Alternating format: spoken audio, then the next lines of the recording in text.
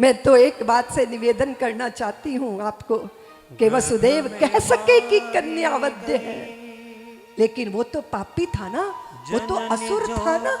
वो जब आया उसने देखा देवकी ने पुत्री को जन्म दिया है। अरे मुझे आकाशवाणी ने सचेत किया था कि 8वां गर्भ वो पुत्री हो या पुत्र, जैसे ही चरण से पकड़ के शिला पे पटकने का प्रयत्न किया, साधारण कन्या तो नहीं थी ना वो हाथ से छूटकर आकाश में 10 भुजा धारणी दुर्गा बनकर गर्जन तर्जन करने लगी कि पापी, जिस अपनी मृत्यु के भय से तू भयभीत है, वो तेरा उद्धार करने वाला तो ब्रज में जन्म ले चुका है। यहाँ जैसे ही भगवती दुर्गा का दर्शन किया तो कंस की बुद्धि पवित्र हो गई। वो वसुदेव और देवकी के चरणों में गिरकर क्षमा याचना करने लगा। मुझसे पाप हो गया, मुझसे अपराध हो गया।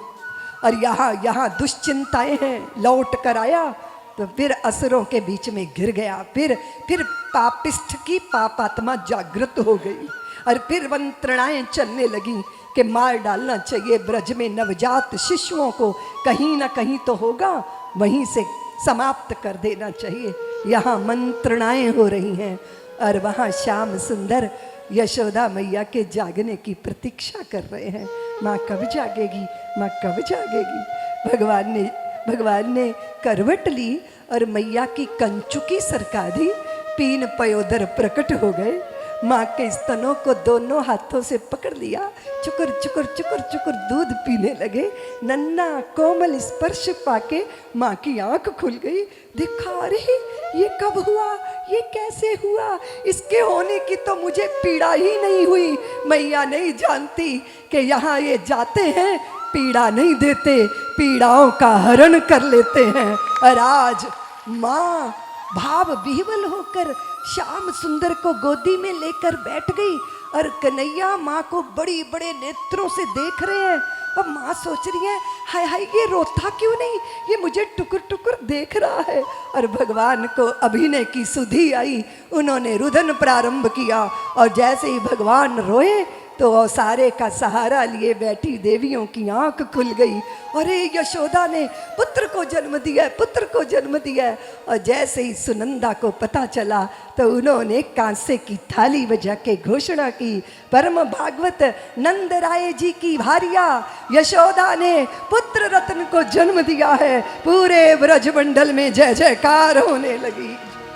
उमड़ घुमड़ कर ग्वाल बालों की टोलियां, गोपांगनाओं की टोलियां बधाई देने के लिए आश्चर्यचकित है सब लोग। श्याम सुंदर मैया की गोद में है और यहाँ दाऊ रो रहे हैं। साल भर के हो गए हैं, वो रुदन कर रहे हैं वो। और यशोदा कह रही है, रोहिणी दाऊ को दूध क्यों नहीं पिला देती। रोहिणी कहती है, आप नहीं जानती मैं कितनी व्यस्त हूँ। किसी को दूध देना है, किसी को दही देना है, किसी को मक्खन देना है, किसी को मोदक देना है। प्रभूत दान दक्षिणा बांटी जा रही है। बार बार नंद बाबा आके बार बार रोहिणी मैया से मांगते हैं। रोहिणी मैया सारी व्यवस्था में लगी है, दूध पिलाने का अवकाश नहीं है मेरे पास। रोहिणी ने रुष्ट होके कहा, यशोदा ने कहा, अरे दाऊ को मेरे पास लाओ। अरे वो दूध पीने के लिए नहीं रो रहे, वो तो कृष्ण कन्हैया का दर्शन करने के लिए व्याकुल है।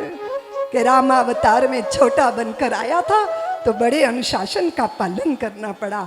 अब तो मैं बड़ा होकर आया हूँ, जिन पर अनुशासन लागू करना है जरा उनका दर्शन तो कर ले। और जैसे ही दाऊ को देवियां लेकर आई, कन्हैया ने आंखें बंद कर ली कि दाऊ आए हो तो थोड़ी प्रतीक्षा कर लो। किलक पुलक के दाऊ ने हाथ पकड़े। जैसे ही कान्हा ने आंखें खोली, दोनों की आंखें 4 हुई। दाऊ कह रहे, कहो कहो कन्हैया कह रहे हैं, कहो दाऊ भैया कैसी कट रही है, अद्भुत दृश्य है। मैया ने दाऊ को गोद में ले लिया। लग रहा है यशोदा मैया की गोद में यमुना और गंगा दोनों समा गई।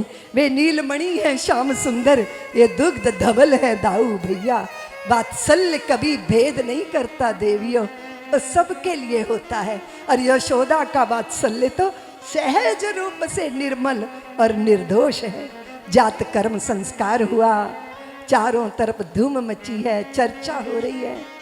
कान्हा का दर्शन करने के लिए उमड़ घुमड़ के लोग आ रहे हैं, दान दक्षिणा बांटी जा रही है। अरे तुम कहाँ गए थे?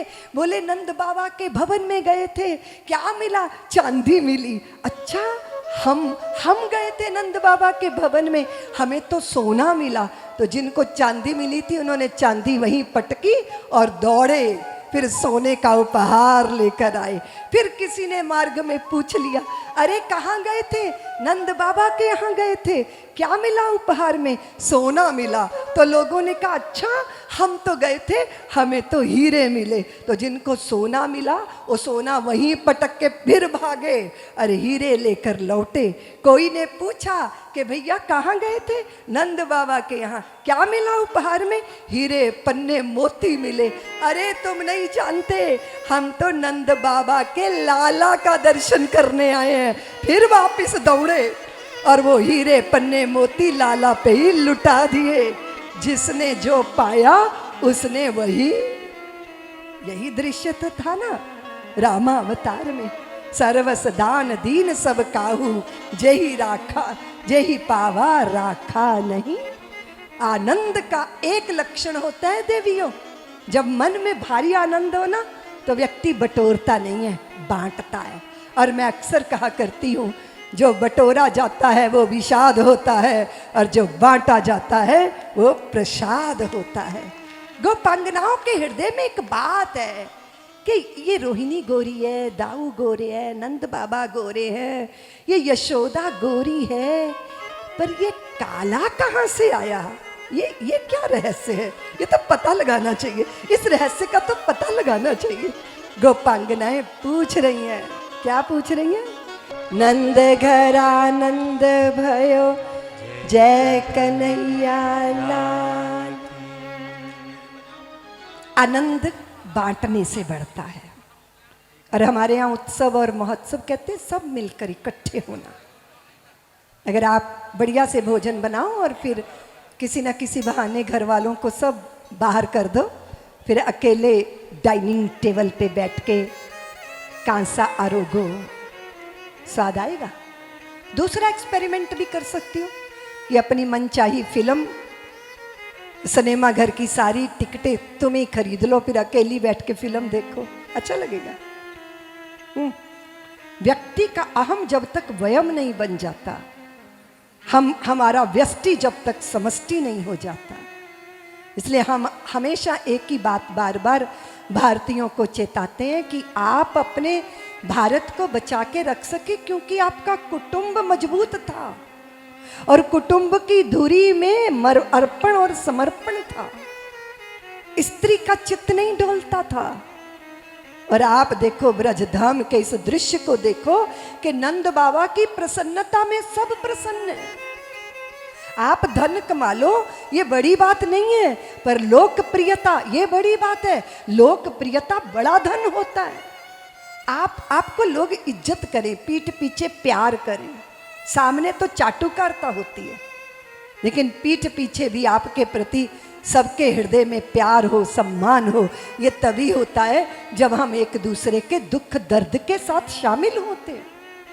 अगर आप अपनी जगह बैठे हो तो कोई आपके पास नहीं आएगा, लेकिन आप उठ के दौड़ कर मिलते हो तो हजारों हाथ आपके स्वागत के लिए भी उठेंगे। इसलिए ये लोकप्रियता उनको मिलती है जो लोक दर्द को निवारण करने के लिए प्रयत्न करते हैं। कोई खुशी नहीं अपनी भर, कोई पीड़ा नहीं पराई, चाहे मरघट का मातम हो, चाहे कहीं बजे शहनाई। नंद बाबा लोकप्रिय है, इसलिए सारा उनका ब्रजमंडल के जन जो हैं वो बाबा की प्रसन्नता में प्रसन्न हो रहे हैं, आनंदित हो रहे हैं।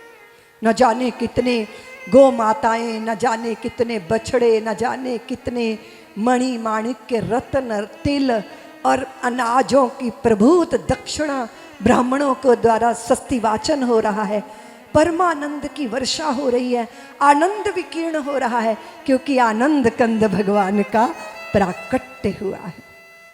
सभी लोगों को लगता है कि हम अपनी बाहों में ले लें श्याम सुंदर, हम झूला झूलाएं अपनी बाहों में। और हम सब भी तो अपने मानस में, अपने अंतः में जो जग को डुलाते हैं, हम उनको झुलाते हैं ना। तो सभी अपनी बाहों के झूले में झुलाना चाहते हैं। तो माँ ने पीतांबर में लपेट दिया है, घुंघराली अलकावली को समेट दिया है, और श्याम सुंदर को मणि माणिक्यों से जड़े चंदन के पलने में पौड़ा दिया है। चलो देवियों, कान्हा को थोड़ा झूला झूला कर आते हैं। झूलने में वो झूल रहे हैं, और इस भजन में ना हम उनकी रूप माधुरी का दर्शन करेंगे। एक एक शब्द में तन्मय होइएगा। ठाकुर कैसे हैं, प्रभु कैसे हैं, उनका रूप, उनके नेत्र, उनकी नासिका, उनके कपोल, उनकी चिबुक, उनकी ग्रीवा, उनकी गहरी नाभि, उनके चपल चंचल चरण, और उनके कृपा करने वाले कर कैसे हैं, देखो जरा। सब्सक्राइब करें साध्वी ऋतंभरा जी के YouTube चैनल को, और हमारी वीडियोस को सबसे पहले देखने के लिए बेल आइकन को दबाना ना भूलें।